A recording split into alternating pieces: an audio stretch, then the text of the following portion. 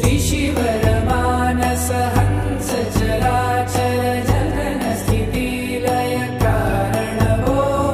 साम्ब सदा शिव शम्भो शङ्कर शरणं मे तव चरणयुगम् अन्तःकरण विशुद्धिं भक्तिं च त्वयि सतिं प्रदेहि विभो साम्ब सदा शिव शम्भो शङ्कर शरणं मे तव चरणयुगम्